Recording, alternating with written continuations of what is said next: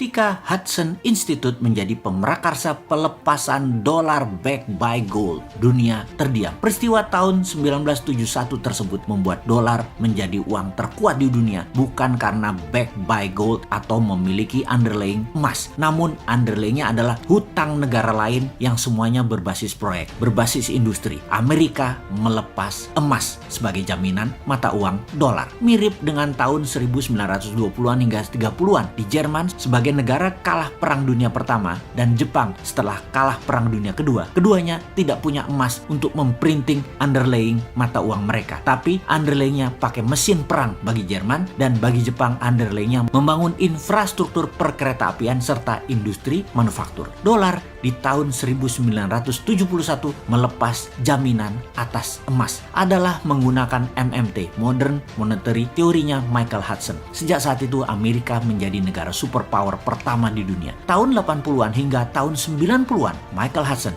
adalah guru besar yang mengajar di kampus di Peking University, di mana hampir semua petinggi politbiro yang saat ini menjabat di Tiongkok adalah murid beliau. Setidaknya mereka semua memahami hal yang sama, yaitu MMT. Sehingga di tahun 1989 pertama kalinya Deng Xiaoping ambil posisi ekonomi dengan mendemokratisasi uang renminbi pakai proyek underlayingnya. MMT dipraktekkan di Tiongkok sejak saat itu. Kedua negara tersebut saat ini menjadi dua negara besar. Yang satu, Amerika, sudah menjadi negara superpower, bahkan dengan kekuatan teknologi, paten, dan free thinking country terbebas di dunia. Amerika belum terkalahkan. Sebagai murid Hudson tidak langsung, karena saya hanya mengikuti buku-bukunya dan belajar dari muridnya Hudson, salah satunya belajar dari Stephanie Kelton, maka sejak 6 tahun yang lalu si Sontoloyo ini menyatakan akan membuat negara Indonesia menjadi negara sejajar dengan dua negara besar tersebut, dan di tahun 2045 akan menjadi negara terkuat di dunia di atas dua negara tersebut. Dan alasannya apa? Alasannya Indonesia memiliki 4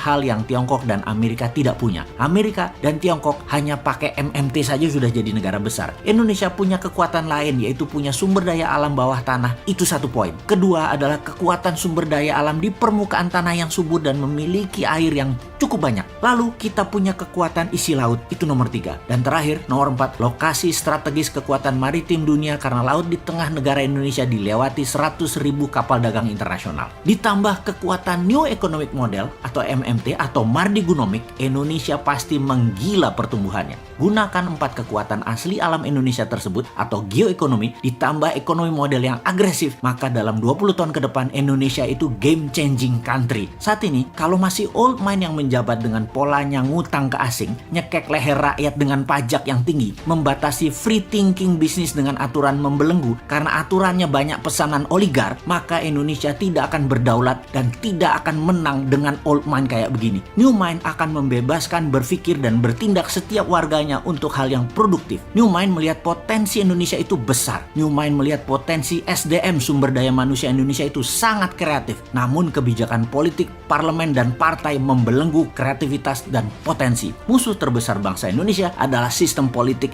yang membatasi manusia berkompetisi berdasarkan prestasi dan potensi. Harusnya pilihan politik apapun yang diambil silahkan, tapi menjalankannya adalah mereka yang memiliki visi, potensi, dan kemampuan kelas dunia. Jangan sampai yang dekat dengan pejabat yang dipilih, tim pemenangan yang dipilih, yang memodali yang dipilih, buzzer yang dipilih, yang pinter nyenengin dirinya yang dipilih, yang melindungi dirinya dari pejabat agar selamanya berkuasa itu yang dipilih. Itu yang mendapat jabatan. Jangan itulah. Itu nggak ngurusi rakyat namanya, nggak ngurusi negara namanya. Makanya New Mind selalu bertanya, kok tahun 2024 lama bener ya?